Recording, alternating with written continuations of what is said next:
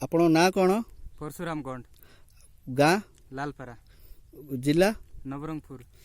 ଆପଣ ଆମର net Surf କମ୍ପାନୀର ବାୟୋଫିଟ୍ ଆଉ ସେଟ୍ ବ୍ୟବହାର କରିଥିଲେ ଆଉ ଷ୍ଟିମ୍ ରିଚ୍ କରିଥିଲେ ଆର ବ୍ୟବହାର ଲାଭ କ'ଣ ଆଉ କେନ୍ କ'ଣ ବ୍ୟବହାର କଲେ ଟିକେ କୁହନ୍ତୁ ଆମର ଚାଷୀ ଭାଇମାନଙ୍କୁ। ସାର୍ ଦେଖନ୍ତୁ ରେଜଲ୍ଟ ତ ଭଲ ଅଛି ସାର୍, ହେଲେ ସେ ଅମଳ ହେଇନାହିଁ। ଅମଳ ହେଲା ପରେ ମୁଁ ଜାଣିବି ଯେ କ'ଣ ଖାଇବାରେ ଭଲ ସ୍ୱାଦ, ରାସାୟନିକ ଅପେକ୍ଷା ଭଲ କହୁଛନ୍ତି ଜୈବିକ ସାର ପଦ୍ଧତିରେ ଚାଷ କରିଛି। ଏଇଟା କ'ଣ କେମିତି ବ୍ୟବହାର କଲେ? ଆଜ୍ଞା ସେ ବାୟୋଫିଟ୍ ସେଟ୍ଟା ଆଜ୍ଞା ମୁଁ ସେ ତଳିରୁ ଆଗରୁ ଦେଇଥିଲି ସାର୍, ନେଟ୍ ସର୍ଫ କମ୍ପାନୀର। ହଁ, ନେଟସର କମ୍ପାନୀର। ସେ ବ୍ୟବହାର କଲା ପରେ ମୁଁ ତଳି ରହିଛି।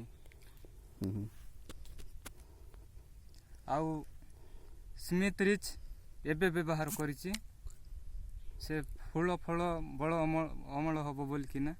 ହଉ ହଉ ହଉ, ଏଇଟା କ'ଣ ଆଉ ଚାଷୀ ଭାଇମାନଙ୍କୁ କ'ଣ କହିବେ ଆଉ ଆପଣ? ସମସ୍ତେ ଜୈବିକ ପଦ୍ଧତିରେ ଚାଷ କରନ୍ତୁ। ରାସାୟନିକ ଅପେକ୍ଷା ଜୈବିକ ଭଲ, ଦେହ ପାଇଁ ସମସ୍ତଙ୍କ ପାଇଁ ଭଲ। ଆପଣ ସବୁବେଳେ ଏଇଟା ବ୍ୟବହାର କରିବେ ଏଥର ଜୈବିକ ସାର? ହଁ ସାର୍, ନେଟ୍ ସର୍ଫ କମ୍ପାନୀର ନେଟସର କମ୍ପାନୀର ସବୁବେଳେ ବ୍ୟବହାର ବାୟୋଫିଟ୍ ସବୁବେଳେ ବ୍ୟବହାର କରିବେ। ଆଜ୍ଞା ହଉ ଠିକ୍ ଅଛି। ହଉ ହଉ, ଆପଣଙ୍କର ଏଇଟା ସବୁ ବିଲ ତ ଆଜ୍ଞା ଭଲ ହେଇଯିବ ନାଇଁ କି? ହଉ ଆଜ୍ଞା ହଉ।